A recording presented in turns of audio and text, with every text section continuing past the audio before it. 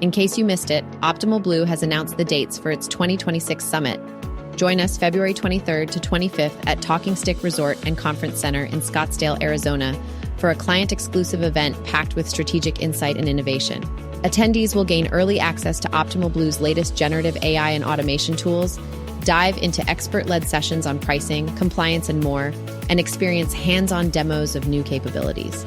Plus, it's a chance to connect with capital markets pros, integration partners, and mortgage insiders, all while gaining actionable strategies to maximize profitability and sharpen your competitive edge. The Optimal Blue Summit, where proven mortgage expertise meets modern innovation to shape what's next. Early bird registration is now open at summit.optimalblue.com. Space is limited, so register today.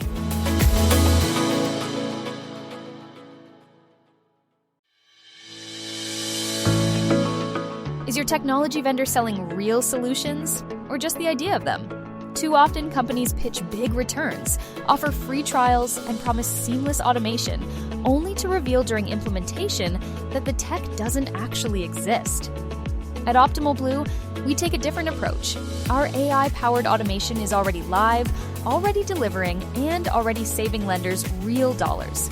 We show you exactly where the ROI comes from and how it reduces risk.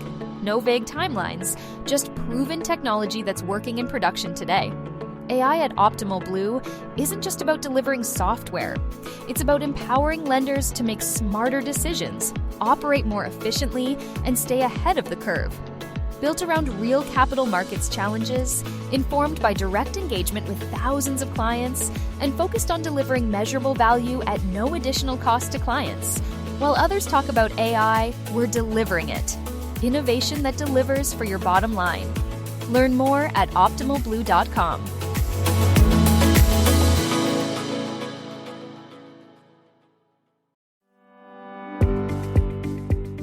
Welcome to Optimal Insights, your weekly source for real-time rate data and expert capital markets commentary, brought to you by Optimal Blue. Let's dive in and help you maximize your profitability this week. Welcome to Optimal Insights. I'm your host, Jim Glennon, Vice President of Hedging and Trading Client Services at Optimal Blue. Our clients and industry partners have long relied on Optimal Blue for trusted insights and commentary, and these podcasts are an evolution of our commitment to keeping the industry informed. Let's dive into today's episode. Welcome, everybody. Welcome. It's Friday, August 29th. We're recording this ahead of the long weekend. We don't expect a ton of news to come out over the weekend, but I suppose you never know. Hopefully this is still super relevant. It definitely should be. We're going to give a little preview later on of the unemployment report that's due on Friday, and also just some discussion around some of the Fed drama that's been happening. As I speak right now, Lisa Cook is in court right now contesting her firing from the Federal Reserve, and there's just some general drama going on around that, and a bit of a narrative that continues to build that a year from now we may look back and see that the executive branch of the administration has control over the Fed. So we'll have some interesting discussion about that. But before we get in there, just in the way of data, the OBMMI continues to drift lower. We touched 6.5. Yay. 30-year fixed conventional is right at 6.5 right now. The 10-year is under 4.25. With some of this drama, volatility, stuff going around with the Fed and probably a labor market that is struggling, it's good for rates. We hate to root for things like a recession or a poor job market, but it does tend to be good for interest rates. So, we'd love to see something in the 6 range, even a 5 handle, 5.99 would be, I think, an interesting way to get into the fall if we want to see a little bit of a refi boom. But anyway, we're hoping, but also, closely watching the numbers and watching what's going on in the news. Volume hasn't picked up huge as a reaction to some of these lower rates. There may be a little seasonality coming into play there as well with just getting into the fall season and getting out of the traditional home buying season. So we'll talk about that too. So yeah, let's go check in with James, Jeff, and Alex and see what's going on in the market. All right, let's get into it, fellas. We've got kind of a power hour thing going here. We won't talk for an hour, but we've got the right heads in the room, I think, for a discussion about just wanted to check in on what's going on in the markets right now. If you're probably listening to this on Tuesday or Wednesday after the holiday weekend. We got together on Friday just to discuss what are the big things to keep in mind as we approach, for instance, the unemployment report that's coming out on Friday. And a lot of this, not renewed, but it's kind of the slow trickle of this barrage of drama around the Federal Reserve, right? Recently, it was the Lisa Cook issue with her being potentially fired and then suing back because of what Pulte is calling mortgage fraud, which technically, I think occupancy issues can be considered fraud, but those of you in the mortgage industry know a little bit more about this. Anyway, just wanted to open up the conversation with all these things flying around. We were just talking and we just decided to hit the button and then start discussing this live. Maybe just start with what's happening this week. So we had PCE today. Where did that come in, Alex? That was just below 3%? Just below 3%, came in at 2.9, which was at expectations. Equity markets seem maybe a little bit spooked by that, and some consumer sentiment that came out this morning off the highs, all-time highs, of course. So really nothing to complain about there yet. But yeah, I think 2.9% inflation being on the Fed's preferred metric is what would have been 6 months ago, probably a headline number. But at this point, doesn't seem to be. It really hasn't captured the headlines all that much. It was really just, hey, it's at expectations, and this is what the economists were expecting. But, floating around 3% inflation is well above the pre-COVID target, and it's well above the 2.5% kind of post-COVID era target that the Fed has shifted its focus towards. So I do fear, and we'll get a better picture of this next week with the jobs report, but I do fear that there could be a stagflation scenario emerging here. Yeah, that makes sense. And it is kind of funny, like you said, that 3% is not spooking anyone right now, whereas earlier on in the Fed's fight against inflation, this would have been seen as a setback. But then again, we have this like paradox of with the tariffs all being in the double digits and kind of the conventional textbook wisdom being that tariffs are ultimately passed on to the consumer. You would, on paper, expect inflation to be quite a bit higher by now because these tariffs have been in place for a very long time. But we're starting to see the profit margins at the producer level shrink, which is probably a good sign if there was any kind of excess there. But what's next, I guess, and that's what we'll find out over this next 18 months. Right, and this is likely that tariff inflation hit finally being priced in, as we talked about over the past couple podcasts. It's time to expect that companies are going to push the price increases onto the end consumer just because of they finally have a clear picture of what tariff rates are going to be, and they can tell that they're going to be in place for the foreseeable future. And in a lot of cases, you can kind of expect this to be a one-time inflation hit. So I think that is maybe the idea that people are rolling with, seeing this kind of tick up a little bit here, hoping, we're going to see it tick up, but then it should moderate. Yeah, I mean, if you follow the money, it seems to be going there. I mean, we're still hitting record highs on the equity markets. Seems like it is every week. Going back to Liberation Day, the market thought that this was going to be absolute beatdown, these tariffs on the market. But now we're this slow trickle. It just, I don't know, somehow seems to be working mathematically. Yeah, I mean, I definitely can see how equities would continue to appreciate. I think it's smart to be in assets, in an inflationary environment. It's smart to own things other than, paper money. Cash, yeah. Yeah, I think the market is really just shrugging this one off, especially I think kind of the number one thing I looked at, I jumped straight to the CME Fed Watch and saw, is this impacting the chances of a rate cut in September? And if anything, it increased slightly overnight from yesterday's count. So they're still fully expecting a rate cut in September.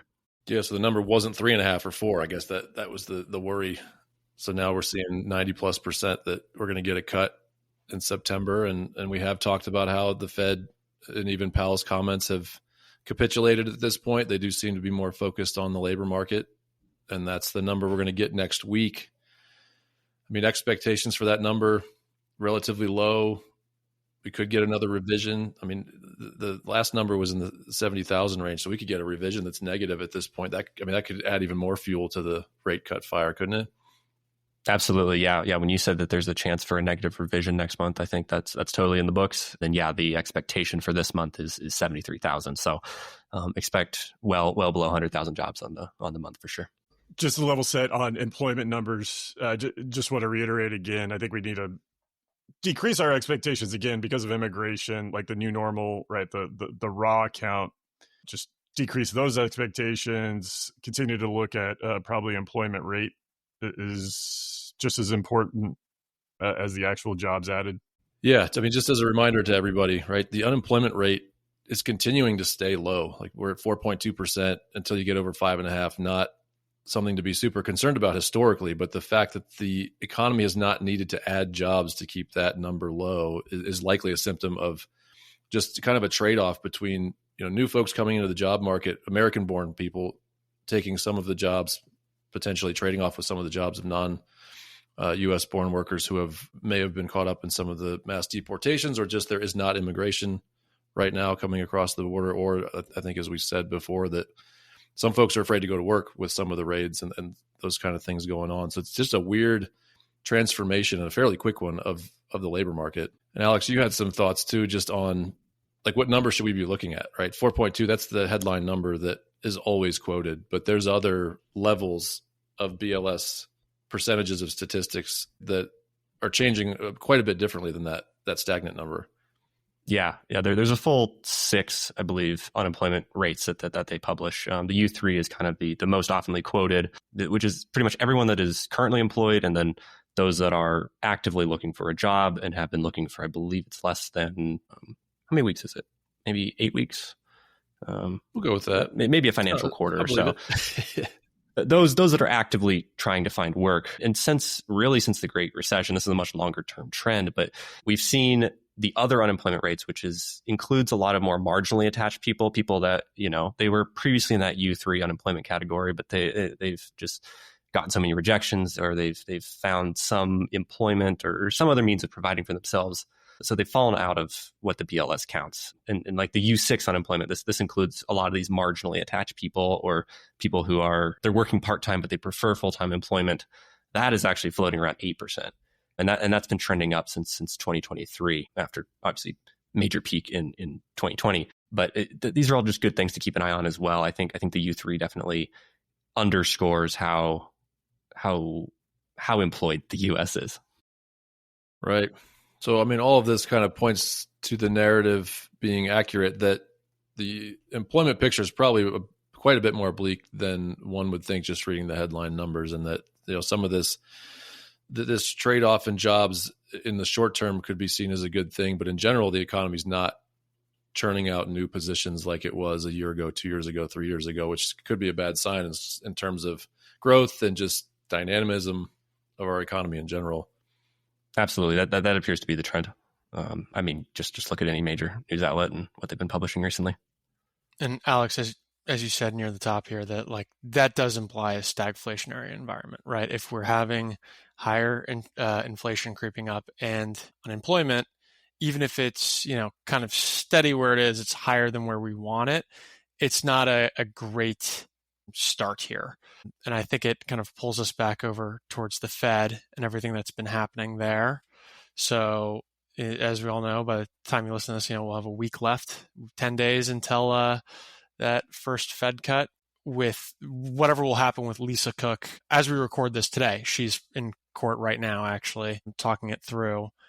And I've been kind of laughing about this, but her mortgage fraud, right, is signing 2 locations as a primary resident. I think that there's probably an LO listening to this right now thinking, oh, you're not allowed to do that. So it might be a little small. She might squeak through. But as Trump applies more pressure, there will be others on the Fed who are going to receive this type of pressure. They want to get interest rates lower, whether it's to get bonds in the right place to deal with the debt ceiling, whether it's to try and keep the economy steaming ahead, get more jobs. It's hard to say exactly what the goal is, but generally lower rates is better. And, maybe the administration has just clawed onto that and is going, okay, well, lower is better. Let's get it at any cost. Better affordability for homes, all of that, right? Like lower rates is what the administration has wanted since the beginning. And yeah, maybe at any cost, that's what gets done, even if the cost is higher inflation, which we've kind of been warned could be some temporary pain. If it, can it cure everything if rates go lower? And there's certainly a building narrative out there that a year from now, for instance, we will probably see a Fed that is no longer fully autonomous. Like, is that priced into the market? Like, what does that really look like? How bad does the inflation get if we go with a totally different philosophy that lower rates are more important than higher prices? I would say it's almost inarguable that the Fed won't be controlled by Trump. He has 2 board members that he's already elected. There's space for him to get 2 more on. That would be 4 out of 7. If they, fall along with what he wants, that's a win on every single FOMAC meeting, right? He could dictate exactly it as long as they went along with what he wanted. And we're not necessarily seeing that right now. There's a couple of dissenters this month who said earlier maybe 50, now we're going back to 25. But it's hard to see, a year out that there wouldn't be 4, if not 5 FOMAC members who were directly picked by Donald Trump. Yeah, those dissenters are probably next on the chopping block. It's weird to think about because it has been, I believe it was back in the 50s that the Fed kind of was moved into this paradigm they're in now, which is full autonomy and independence from the executive branch of the government. But it does seem to be getting pulled back in, and I've seen it likened to boiling a frog. If you're all familiar with that term, it's just kind of happening slowly so that there's no sudden moves that disrupt the market, right? So you think back to Liberation Day, for instance, in terms of the tariffs. That was the big day where market tanked. It thought this was going to be the worst thing to happen, and then since then we've slowly implemented tariffs, made deals with other countries, with trading partners, and the market has thrived, right? And then you go back to when Trump first started attacking, the White House in general first started attacking Powell. There was a sell-off in bonds, rates went up. There was some worry that there would be a flight from treasuries, and that ended up not happening. And now there's just been this slow burn of attacking Powell, attacking the renovation of the headquarters. Now Lisa Cook is on the stand, and so on. It'll probably continue for the next 6, 8, 12 months until there's a stacked deck, right? And we have White House sympathetic folks on that are voting for on the FOMC, and it takes 7 out of 12, right? And it may not, especially if you fire several of them, it will not take long to take complete control of the Fed. Not at all. And all else the same, I think one of you guys pointed out this morning that this would effectively give these Trump appointees control of the Fed until 2042, I believe one of you guys said. So yeah, I didn't see that. Yeah, quite long term. And then, as I pointed out, I don't see this being something everyone's going to back down from, or rather the other side's going to back down from.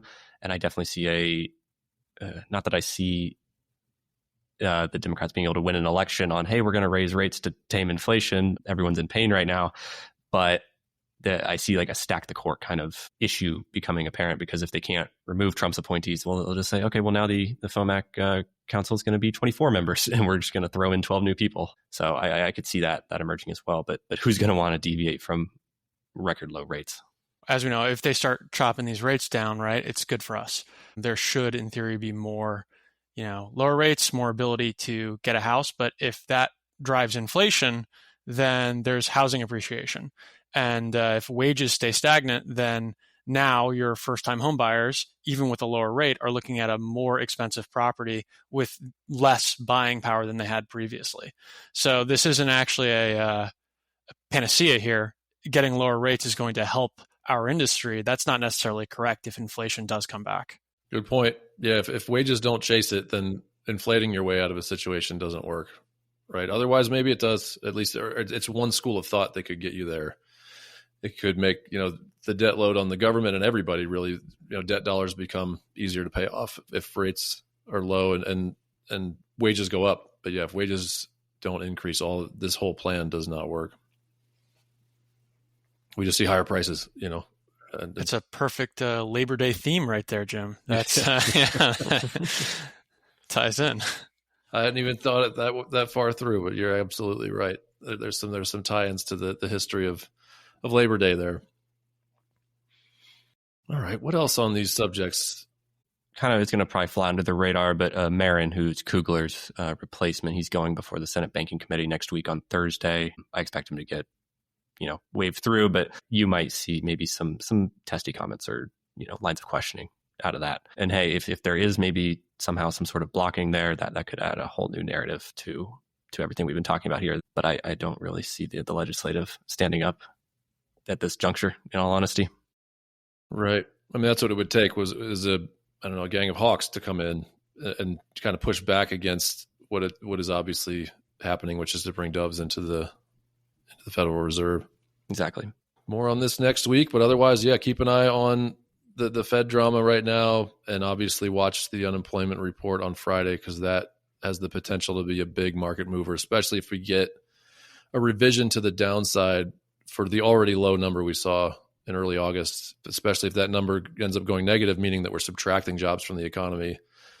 And remembering that we're definitely adding jobs in healthcare, still adding jobs in hospitality and construction, but the rest of the economy is likely subtracting. And to have a net negative number would mean that kind of rally of, hospitality and hospitals keeping the numbers up is over, and we're in a contraction mode, which is, I think, dangerous for a lot of the narratives going on. But again, it's good for rates. It's good for mortgages. Okay, let's wrap this thing up. Big thanks to James, Jeff, Alex. Super fun conversation today. A lot to think about. Don't forget to watch the employment report coming out on Friday, and just, keep your ear to the ground in terms of the discussions about the Fed and Lisa Cook and the whole drama surrounding some of the changes that are going to be likely happening in the Fed here over the next few months. That's it for today. Join us next week for another episode of Optimal Insights, where we'll continue to provide you with the latest market analysis and insights to help you stay ahead. Check out our full videos on YouTube. You can also find each episode on all major podcast platforms. Thanks again for tuning in to Optimal Insights.